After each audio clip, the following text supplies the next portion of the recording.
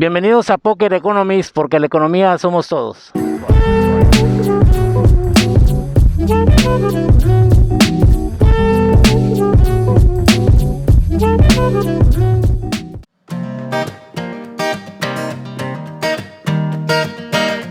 El día de hoy, bueno, vamos a hablar del panorama económico general de la semana. La columna va a tratar sobre eso, hay bastante información.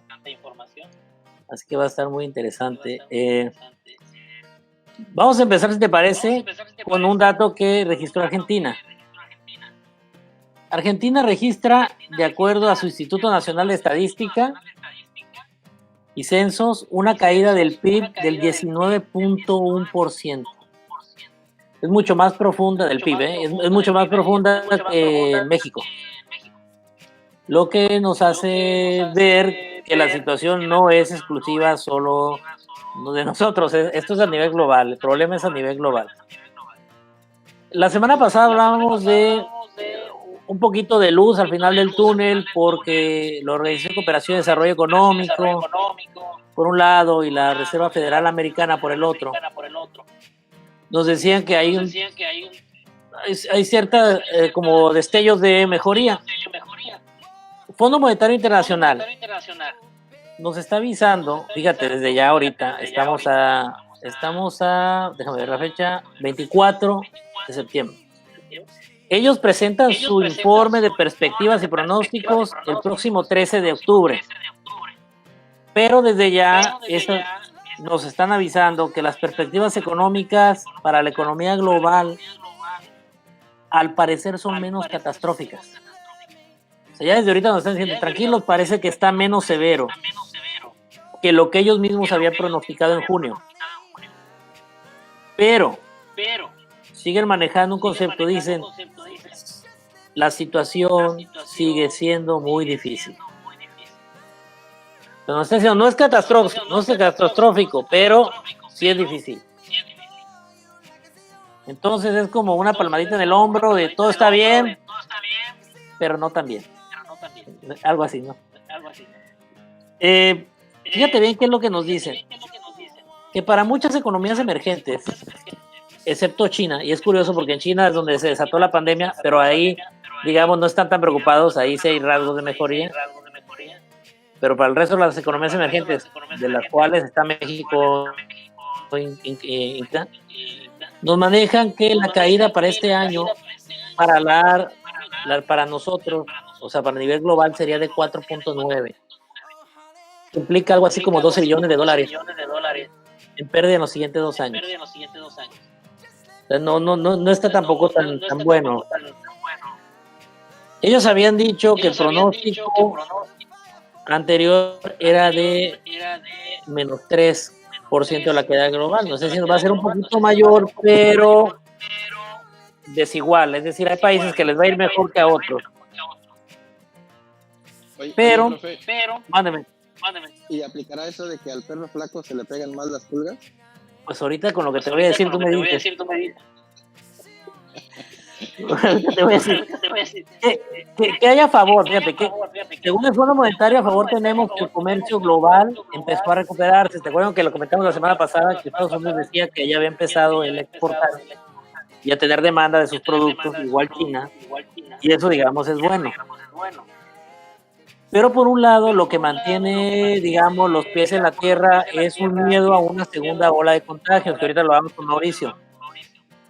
Esto obligó a España, Francia y Reino Unido a imponer ciertas restricciones. Y habíamos comentado la semana pasada que Israel tiene 3 semanas que va a encerrar a sus ciudadanos, ¿no? Precisamente por la segunda ola de brotes, que es severa. El México ya nos avisó López-Gatell que ahí viene también. Entonces, pues estamos en eso.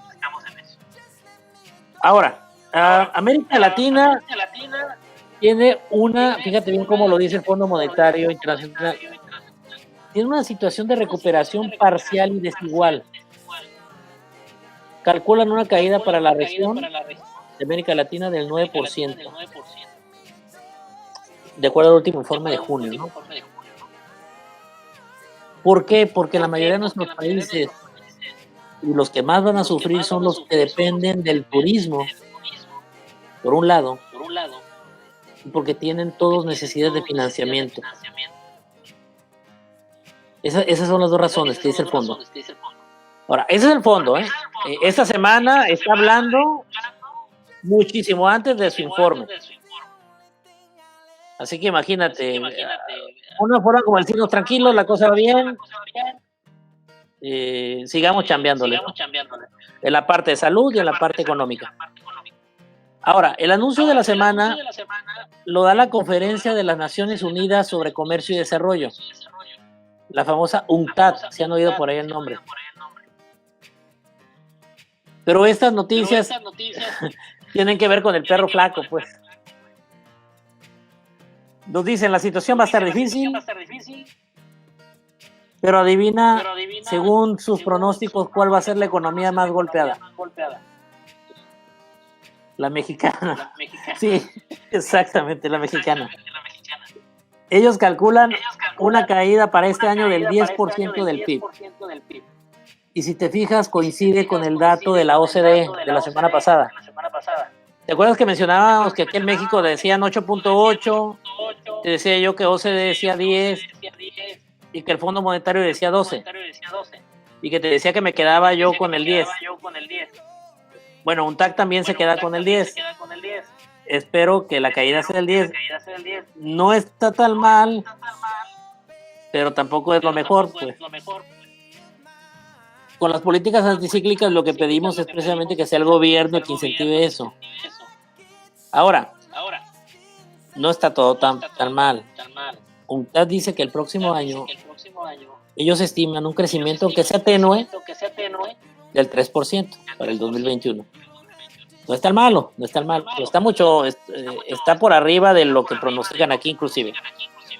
Pero también avisan, como ya habíamos comentado aquí, y yo te lo había dicho, UNTAC coincide conmigo en decir, no dijo que coincide con Isaías, pues, pero por lo que dice, que la recuperación no va a ser en V. La recuperación no es en V. O sea, no es de que caímos y rebotamos, dice, no, va a ser lentón. Es la palomita Nike estiradita, así casi como una L. Sí, ¿se acuerdan? A ver, ¿y por qué dicen UNTAC que a México nos va a ir tan mal?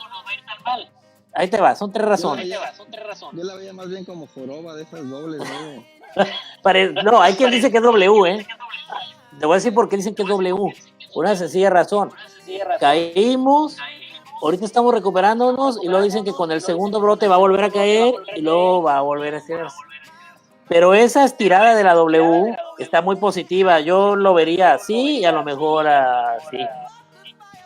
¿Por qué UNTAC considera que la economía más golpeada en América Latina va a ser la mexicana? Porque se nos cayeron las exportaciones, se nos cayó el turismo, y el tercer punto es muy importante. Hay una falta de incentivos fiscales. Entre paréntesis, no hay política anticíclica. Entonces, la UNTAC prevé una caída global, del 4.3% este año y un incremento del 4% para el 2021. Pero bueno, también proyectan la recuperación total a niveles de producción entre el 2023 al 2024. O sea, todo el mundo le está tirando hacia esos años, ¿no? Para hablar de recuperación.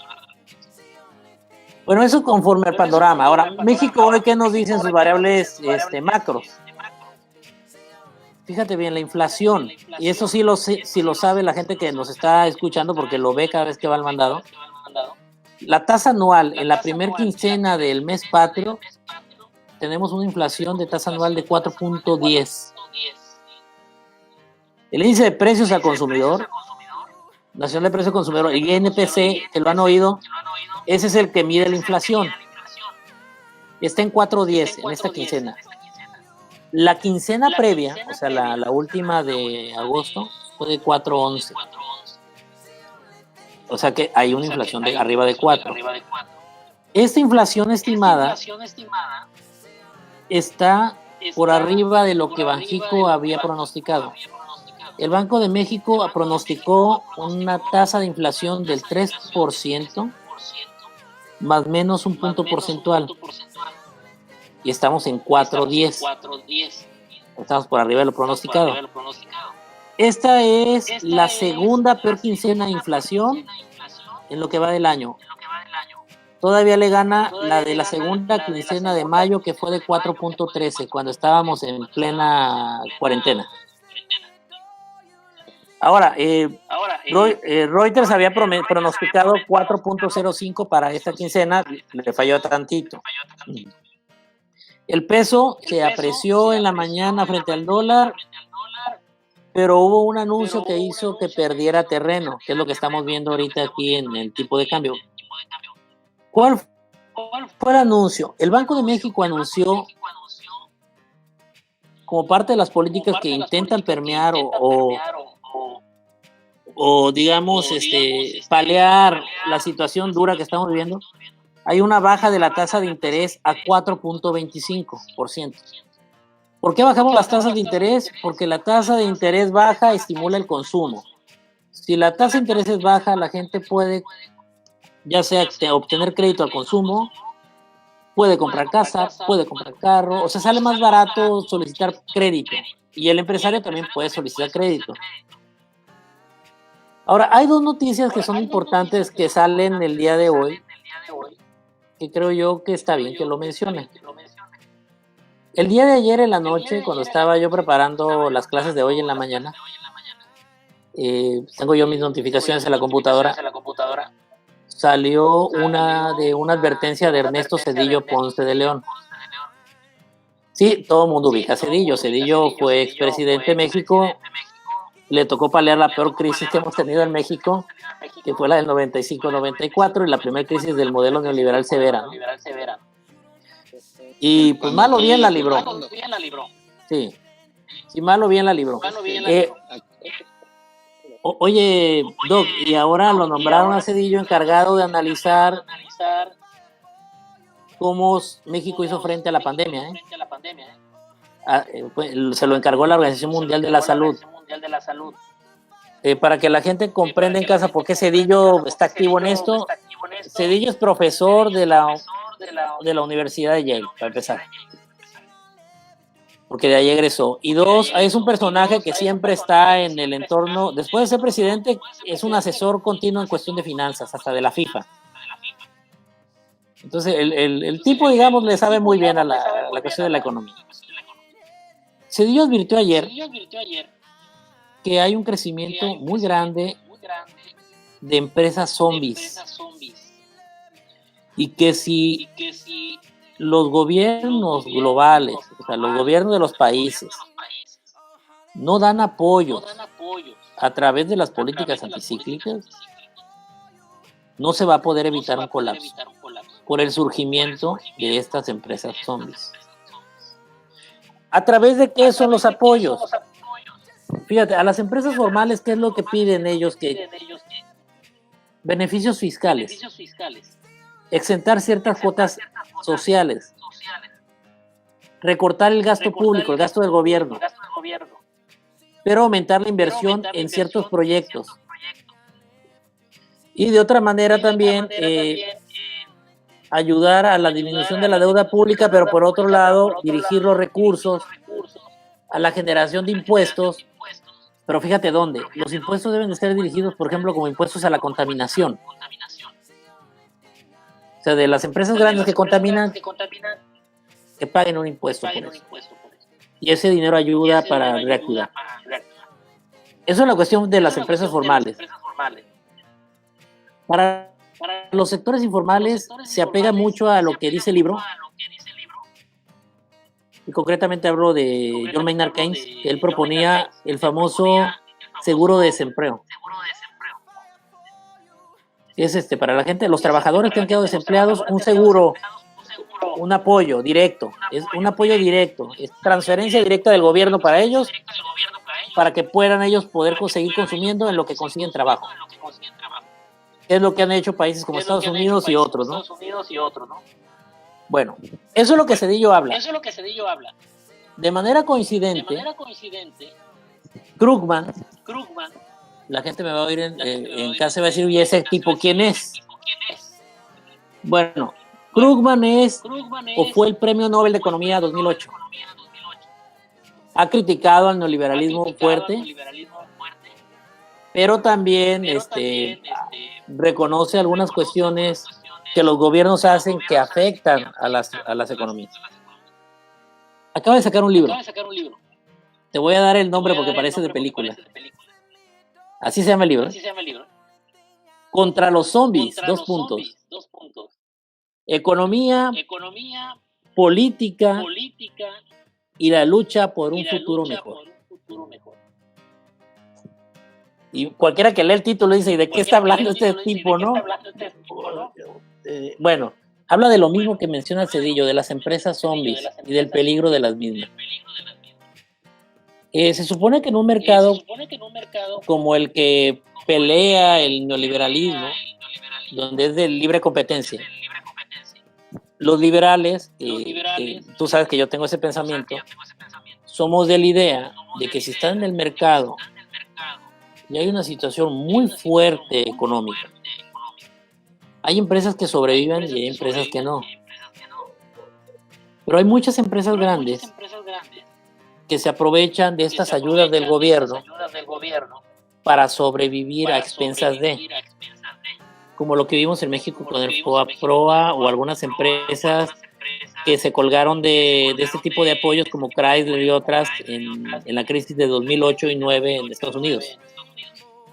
Entonces Krugman dice, lo mismo que Cedillo, coincide en esto, se le llama empresas zombies a las empresas que están muertas pero siguen vivas.